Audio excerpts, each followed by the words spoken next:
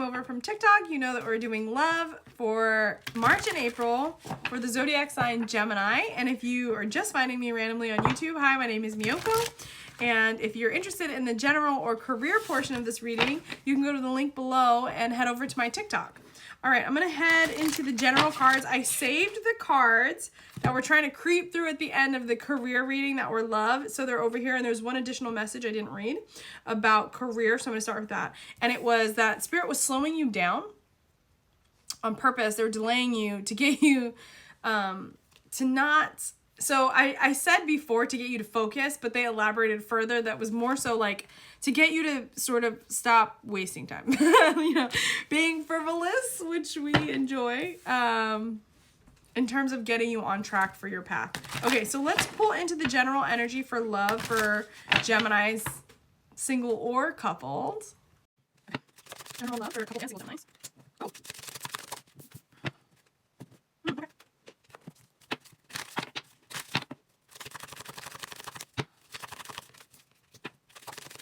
Interesting. 4 from this deck? Wow. Okay, well, I kind of heard that already, but I'm glad you heard it. I have a whole other reading on my day today.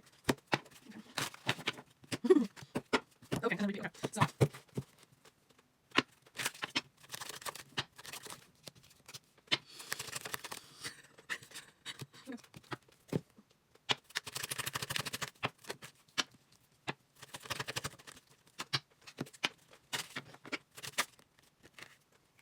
Alright.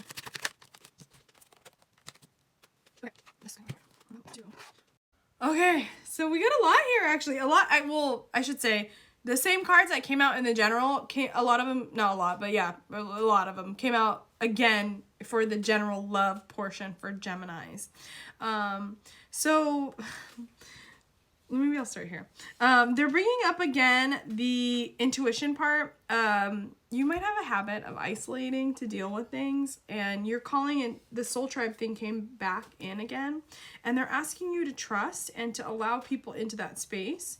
You're coming up deep purples though, so this is like crown chakra, psychic energy again, like we said in the first part. March and April, your gifts are only going to grow. So your intuition's only going to expand. You're just going to have to accept that part. Okay, but in terms of love also... Actually, let's read through the rest of this first. They actually want... I know, like, at least me, for example, like, I'm an air sign, but I also have, like, fire rising. So, like, I want to take action a lot of time, but they're actually asking you not to. So, there's a whole point of... They put you in, like, a timeout and slowed you down on purpose, which is really annoying because I kind of felt like that was happening to me on purpose. And they're, like, confirming, like, yeah, you were in a timeout. So... This time was supposed to help you get grounded, get moving in the things that were destined for you because you're lining up with your destiny. And it was for you to work on getting embodied and sitting in this energy and accepting more of your heart and your emotions and your intuition. So the time was earmarked basically for you on purpose. Sorry, there's one card here. I don't remember what it is. And it's conjunction alliance. And there's a thing about awakening, right? Like, your community or something around your community or what it was before they put you in this timeout was challenging your awakening. So it's almost like you got put on this timeout likely to do the things that you're now doing or being asked to or open up to doing, like this, for example. And to be more embodied in that energy and your gifts and all those things and to come more into trust with the universe itself. Okay, so this card is what we're reading, Conjunction Alliance. There's also a lot of yellows, purples and pinks, so that's like heart. Oh no, green is heart chakra, but I'm feeling heart chakra here. The purples are crown chakra, and the yellow is solar plexus, so your willpower again. So let's see what this conjunction is about. Co-conspire, so that comes back, and the community card came out on top of the conjunction card. So it's, you were supposed to bring someone in to assist you with your project or assist you with your energy. So you were supposed to take this time. Just take care of your own energy feels to come back. I just said all this, so it's actually hilarious that this is what this card means. Oh, real key, I love that poet. Love consists of this: 2 solitudes, protect and border and greet each other. Let this yoking of 2 or more equals a partnership that works best when each brings gifts and challenges to the table. So the thing that we didn't get to over there with those cards is about someone coming in, and the 2 of Cups came in the challenge, but the rest of them were coming in mostly in the upright So we'll get into that, but that feels like for the singles. For all of us, there's also, this came out about collaborating as well, and this is collaboration. And these two specific cards, out of all the cards in that deck, came out on a reading I did on my page recently. So if you heard me talk about taking step by step, one at a time, and you weren't sure if that reading was for you, you get that confirmation because it's coming out for Gemini. Okay, and then they're saying that you're not seeing something clearly about collaborating in terms of love. So they want you to know that you're safe to be embodied and to trust in that energy of love. And on top of that, you're being asked, the very first cards that came out were to take the time to regroup and see how you feel, see what you want your next moves to be patient with yourself. Like when you know and understand your worth, you give yourself the time that you need to have, excuse me, I sneeze. You give yourself the time that you need to have the support that you need to be okay with what's happening.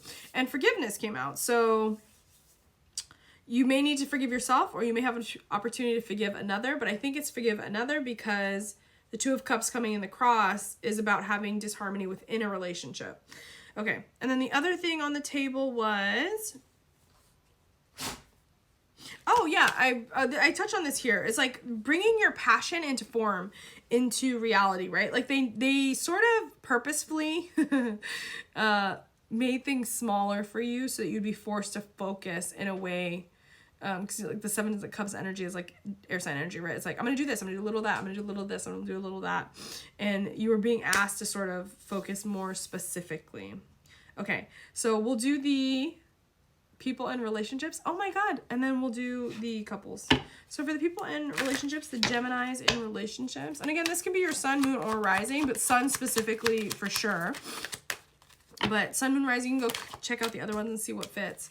For those of you in couples in March and April, you guys are going to have like a renewed sense of passion. You might be careful.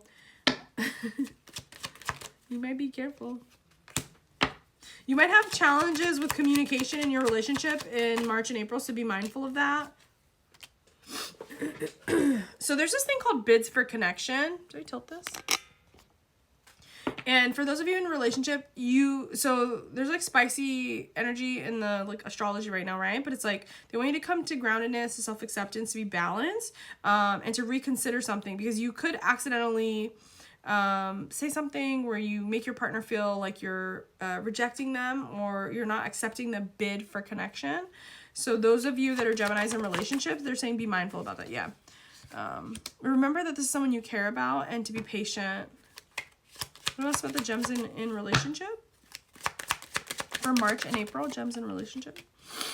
You're going to have sweet, harmonious times other than that, but, and whatever this thing that happens between you, it'll be lots of passion, lots of emotion, because passion came out especially for March and April, but it'll be renewed, it'll be fine, but just be warned. It seems almost like you're going to get into this kerfuffle anyway.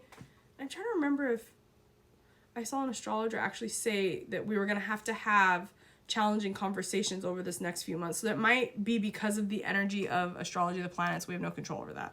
So that's a second warning for you. And then let's do the single Geminis.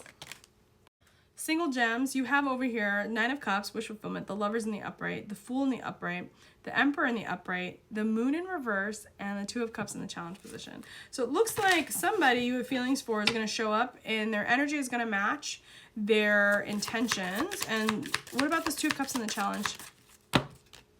There's going to be clarity, and they just push that over the embody and trust and soul family cards.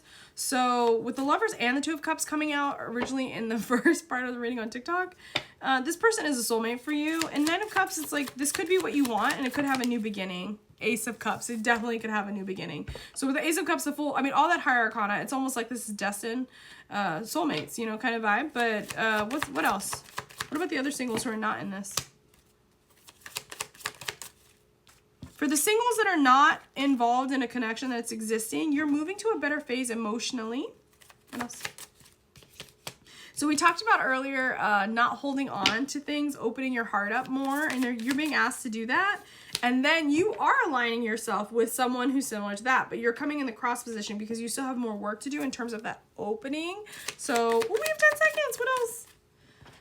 So you might not be single for too much longer because the Nine of Pentacles just came in the cross position. So keep your eyes and your heart open.